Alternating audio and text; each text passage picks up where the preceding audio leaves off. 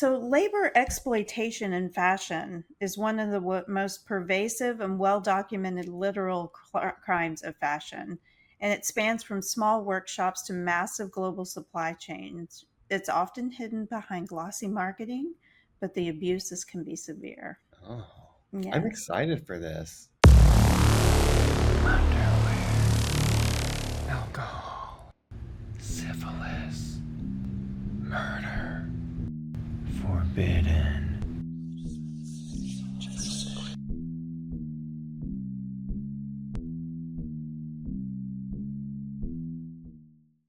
Would you like to kick us off? I would. Amanda, today has been so treacherous. We had Well, such a why don't rough I do start. it? Why don't I do it? I will go ahead and welcome everyone to Forbidden, the podcast where we discuss the dark, disgusting, and the disgraceful in our unmentionables. That's right, we've slipped into something a bit more comfortable. Have a drink in hand. Hope you are doing the same, listener. Welcome. My name is Amanda Kamada. I'm Blake Roberts, and I'm not wearing any pants right now. Oh, lovely. What are you wearing, Blake? I'm wearing a brand new polo from Bonobos Mm, and briefs because it's awesome. that time of year, that time of day. Yes. And How about yourself?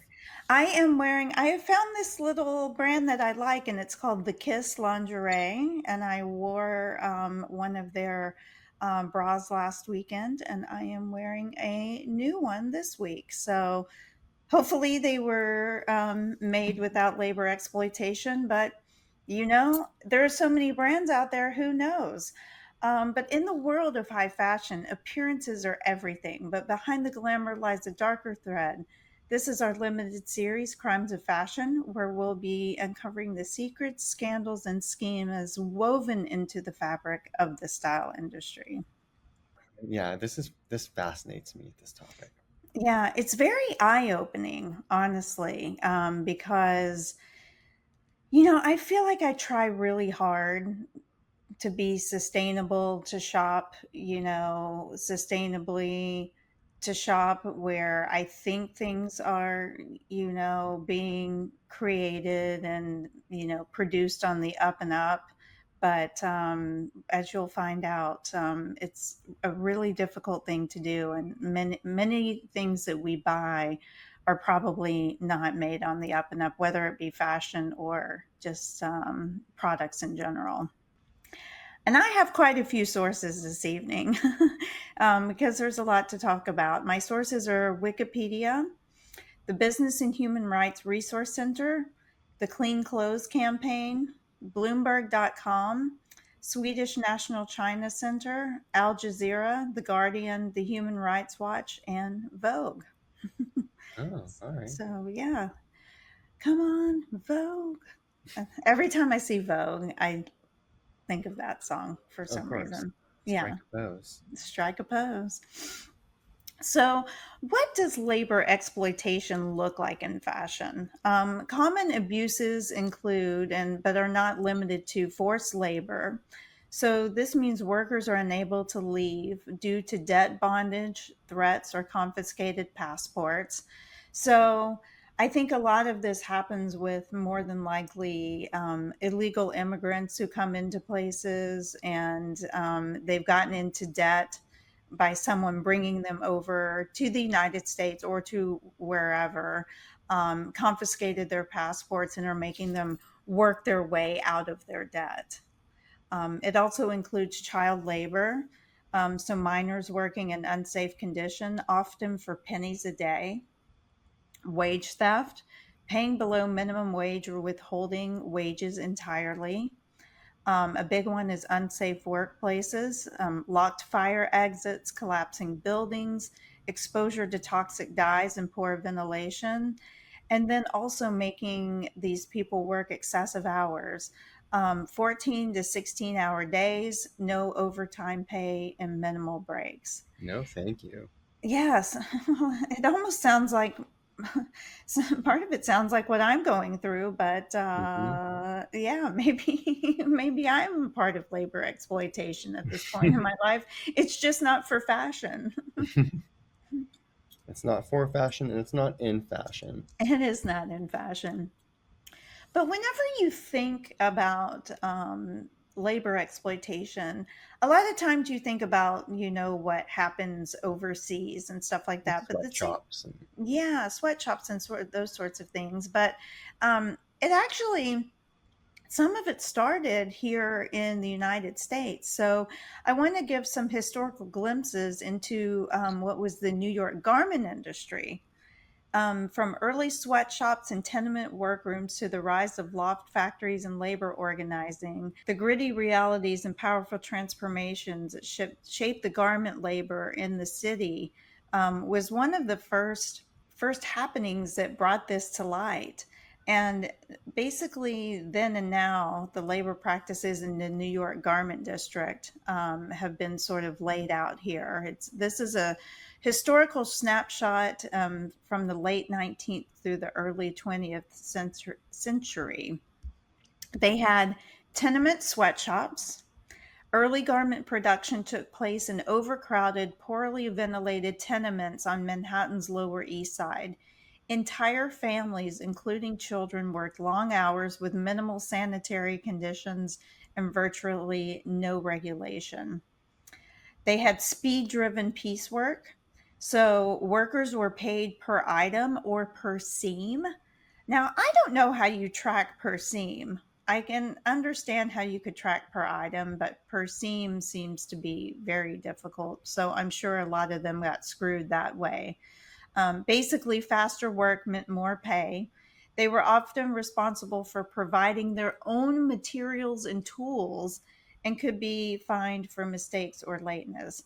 So imagine like showing up to work with your own tools to do this and yeah, basically getting paid by the seam or garment that you created.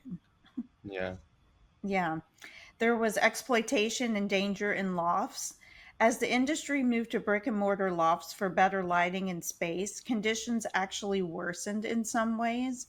Employers locked doors to prevent breaks, tightly monitored workers, and deducted expensive like electricity from their meager wages. There was a devastating fire called the Triangle Shirtwaist Fire in 1911.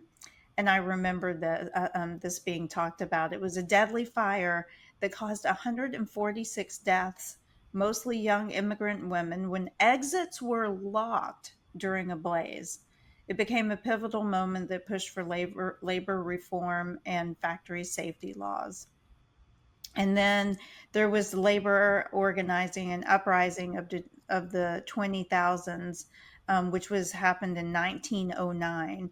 It was sparked by poor pay and unsafe conditions. Mostly young women organized a massive strike demanding better hours, wages, and union protections. These efforts actually laid the groundwork for stronger labor regulation.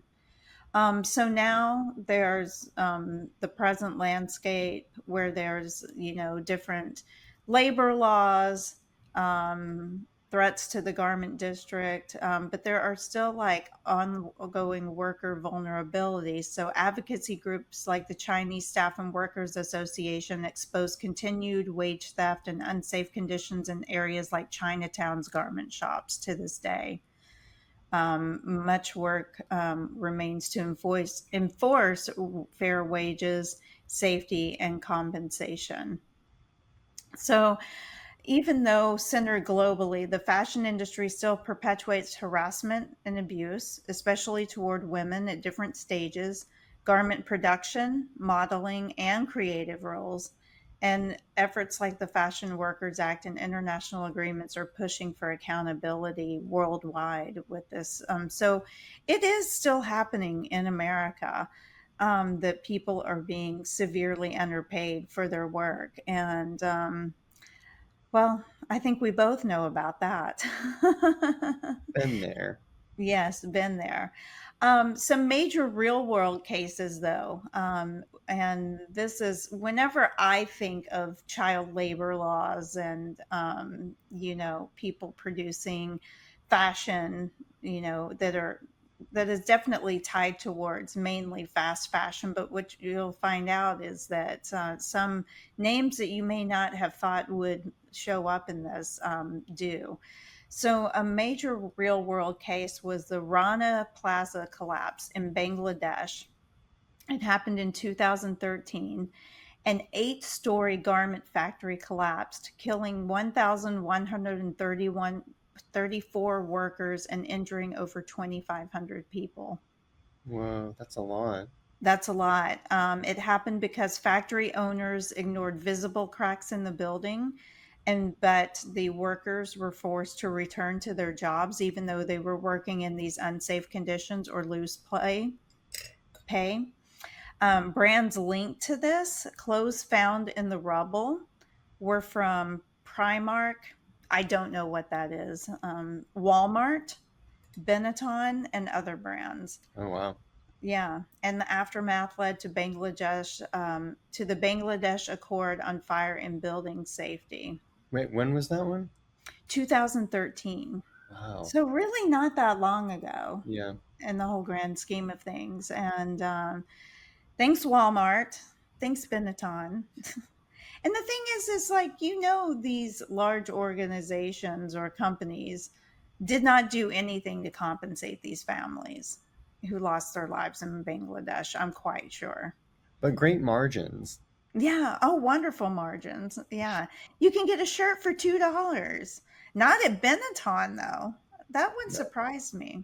Not at Yeah. Benetton. I used to love the United Colors of Benetton. It was Hmm. one of my favorite um, brands back in the day, Is it in still like the around? 90s. I think it is. I think it is. I think they tried to bring it back. I think it's struggling. But I think they tried to bring it back. I know I think they're connected to Club Monaco. I think they're like under the same Oh, really? umbrella. Ownership umbrella? Yeah, I could be wrong, but I think at least anyway, go on. Yes. Yes. Another place that will not surprise you is the Uyghur forced labor in China. Nothing ever surprises me with China with regards to things like this. Yeah. Sorry, China.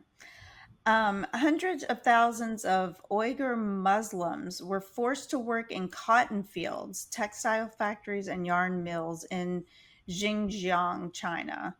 The U.S. passed the Uyghur Forced Labor Prevention Act in 2022, banning imports from the region unless companies prove goods are not made with forced labor.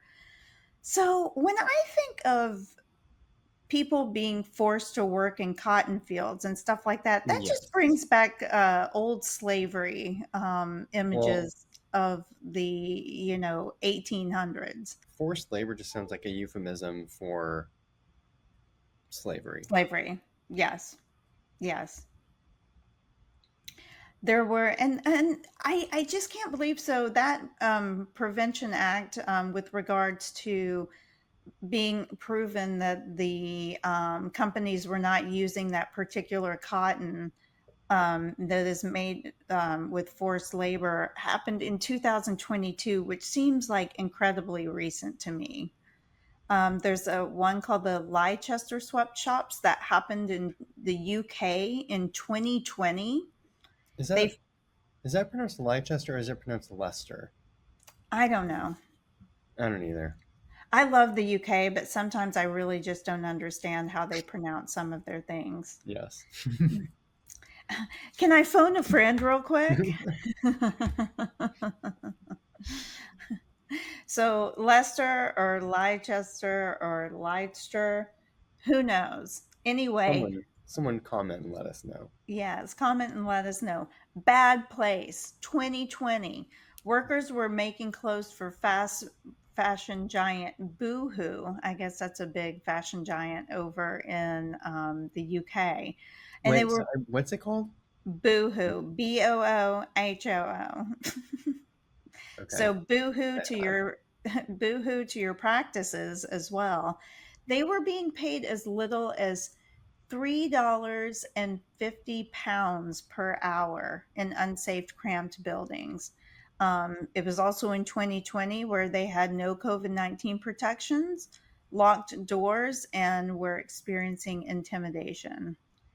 Three fucking pounds an hour. That's like $6 an hour. And I know that in some places that in the US minimum wage really um, probably don't pay much more than that. But in the Los Angeles garment district, even factories producing for small fashion labels in the US have been found to pay workers below $3 an hour, misclassifying them as independent contractors to avoid labor protections. Wow. And so the US Department of Labor has repeatedly raided these factories.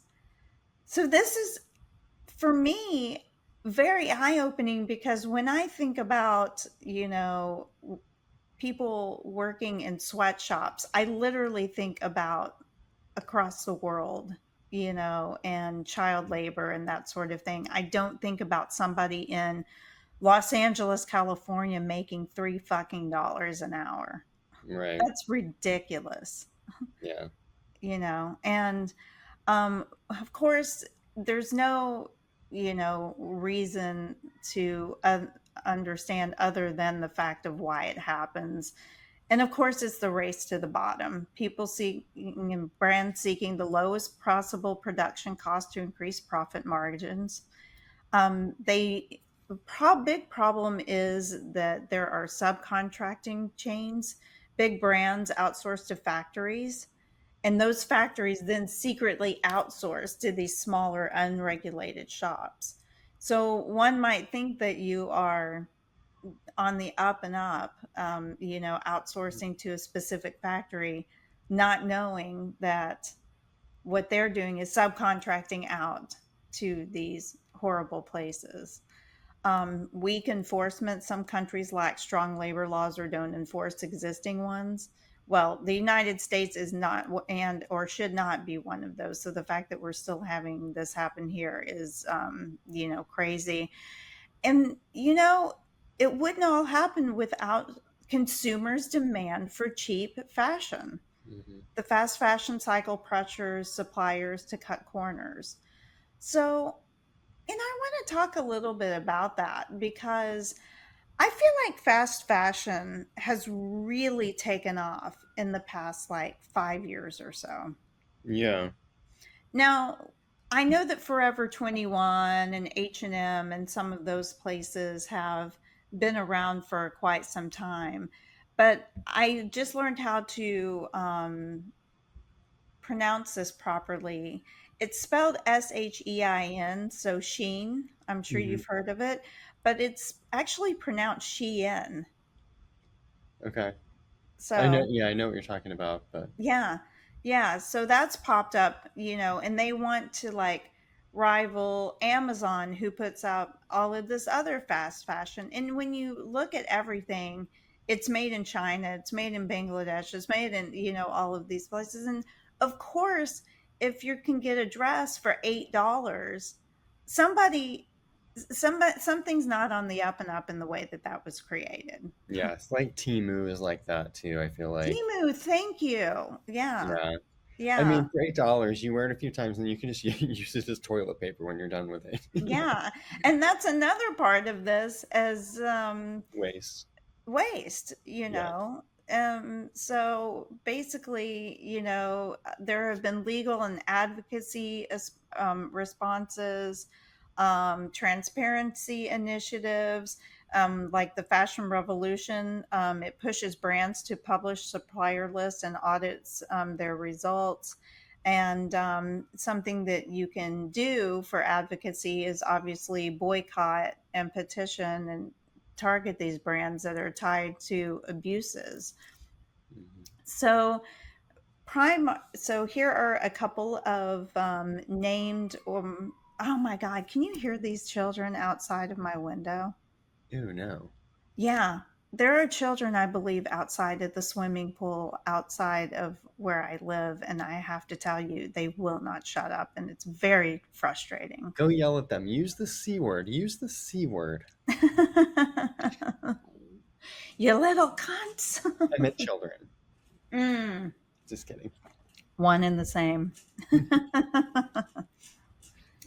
So some of the brands that sometimes some of these I have heard of, some of them I haven't, but just ones to watch out for are Primark or Premark, Primark. I've heard of it. Yeah. They're Yeah, they're made in countries like Bangladesh. The typical abuses that they're finding with them is unsafe buildings, low pay, long hours, some contracting without oversight. Clothing labels from mainstream retailers were found in the rubble after that Rana building collapse, including the Benetton, which exposed catastrophic safety and subcontracting failures across supply chains. Number two, H&M and other big European brands. And basically, they are subcontracting from Bangladesh and China in that Xinjiang cotton concern area. They have typical abuses of poverty wages, poor factory conditions, and entanglement with cotton farm regions accused of the forced labor that I discussed. And it said an example or a consequence was that H&M publicly said it would stop sourcing cotton from that area, a touch point that triggered political and consumer backlash, and how highlighted how cotton sourcing can implicate brands and forced labor risks. Whenever I think about, again, forced labor, I think of them actually being in there with the sewing machines, like da, da, da, da, da, da, da. Like I didn't think about like farming and stuff behind it, but cotton is a big one. Yeah. Number three is Inditex, which services Zara and Uh, other super fast supply chains. yeah. The countries that they produce in are Bangladesh, India, Turkey, and others. Typical abuses, poverty, wages, wage theft, excessive overtime, abusive management in supplier factories driven by ultra fast turnaround demands. Um, and we have the Boohoo is listed, and they were in Leicester, wherever in the UK. Pakistan and other countries were in their supply network. Their typical abuses include below minimum wages, unsafe conditions, excessive hours, lack of COVID protections that were investigated. Hi there. Apologies for interrupting ourselves, but this is the point in the recording where my audio and video completely cut out. Amanda's story continues unscathed, but if there's any point where she sounds like she's reacting or talking to someone other than herself, she's not crazy. That is another one. And Shein, ultra fast e-commerce. So this is just China and its complex global subcontracting network. The typical abuses are just the lack of transparency, allegations of poor factory conditions, questions about their sourcing because they're sourcing cotton from that particular area. So they have been working to reassure markets about their supply chain, Shein, and I'm sure Timu would probably say the same. But not only do they do that, the ultra fast e-commerce, and have those ties associated with that, but they're also, you talked about your counterfeiting and that sort of thing. They're stealing designs from designers and actually and I have an example of that. I saw this really cute, like adorable dress on, and of course it was from Shein, so I didn't order it. And then I was on the Real and saw almost the exact same dress, and it was like a Christian Dior. I'm like, yeah, I mean, the pattern and everything looked very much the same. Number six, Nike, Adidas, and other large sportswear firms historical and ongoing issues. The countries involved are Indonesia, Vietnam, China. Typical abuses that they have encountered or seen where these products are being made are low pay, forced overtime, child labor, union busting, whatever that is, and poor conditions. Longstanding investigations and NGO reports through the 1990s and 2000s documented sweatshop conditions at suppliers for Nike and Adidas. These led to public campaigns, corporate codes of conduct, and ongoing auditing regimes, but problems still persist in their supplier tiers. Gap, Walmart, and other large retailers. I would group Amazon into this, and they basically are producing in countries a lot like Bangladesh, and then they have their broader supply networks because Walmart probably produces something in every country known to man, as well as Amazon. So low pressure purchase prices leading to supplier pressure and unsafe factories, wage noncompliance. They were linked to the Rana Plaza tragedy in Bangladesh as well. These damn kids are now making my dog's recording error. Well, the way that this day is going, I wouldn't. I. Anything would like not surprise me at this point. And here we go. So, Gap, Walmart, other large retailers, always playing a role into this. So, anywhere that you shop where you can buy something that is extremely inexpensive, I think you can very well know that it was probably not made on the up and up. Low prices every day, that's the Walmart way. That's an old ad that they had. So, how do you make sure that you don't buy from these places? I really don't know that you can. I would say resell or re up. There's Goodwill, the Real, Thread Up, Poshmark, Vestiaire Collective. Although a lot of these have leaned towards like more high fashion, maybe Thread Up and Poshmark, not so much. You can find um, clothing on there that doesn't start off at being like a couple $1,000. So you're not paying still $400 or $500, for a shirt or something like that. But um, look for those who have transparent pricing. There's have you shopped at Quince at all? Kuince. They are, I think you would look at them and think, "Oh, this is fast fashion," but they're very mindful and an example of a sustainable clothing maker, where they're basically saying we make the same quality as other brands, but we don't have like the overhead. We source properly, and they put transparent pricing on all of their products. Quince. Quince.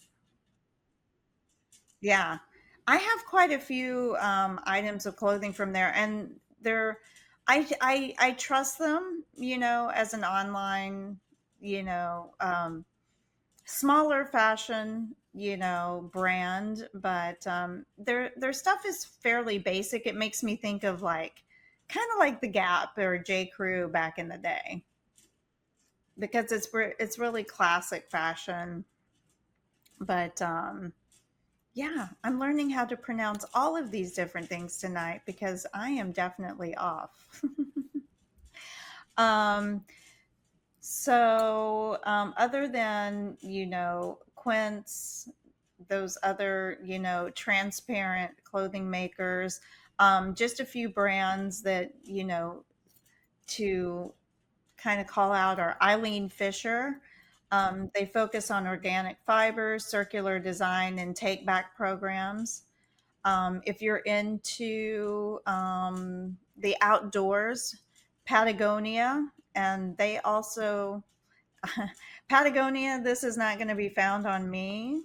Maybe would have when I lived in Seattle, because I swore that I wasn't going to have fleece vests.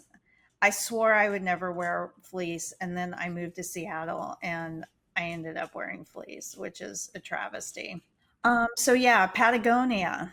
We're not wearing Patagonia on this show, but I know that some of our listeners are active and they may like to hike and camp and ski and all those things that we don't do. So Patagonia, they actually focus on activism for environmental issues. They use recycled materials and they actually offer repair services for their clothing, which I think is kind of interesting. Um, Reformation, that's an actual like favorite of mine. They have transparent sustainability reports that they release and low impact manufacturing. Stella McCartney, on a more expensive level, is pioneering vegan and cruelty free luxury fashion. So, all faux fur, all faux leathers, those sorts of things. And that's another crime of fashion that we could really get into, is the whole fur trade, and what goes into creating all of the fur and leather and stuff like that, and crocodile things that people buy. And there's just a lot to unpack, on this side of things that we won't get to tonight.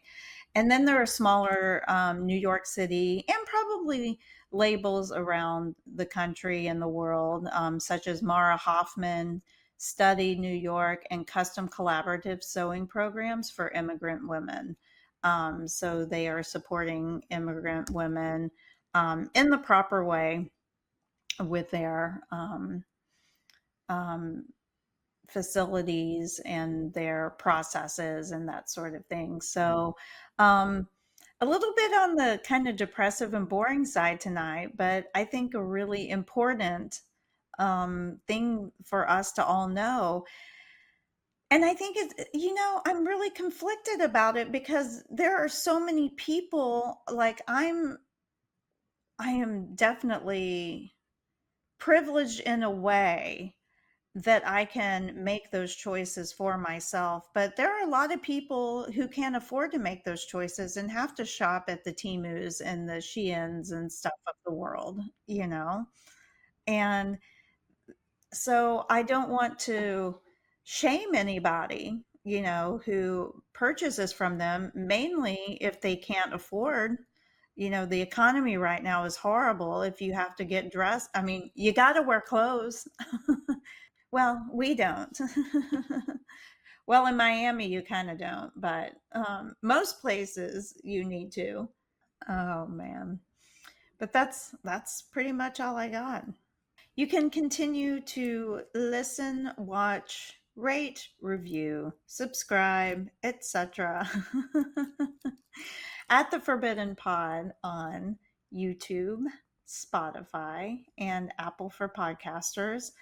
I don't know why, but our the I think they like looking at us. I think they like seeing us. Our most of our listeners are coming in from YouTube, and I appreciate that.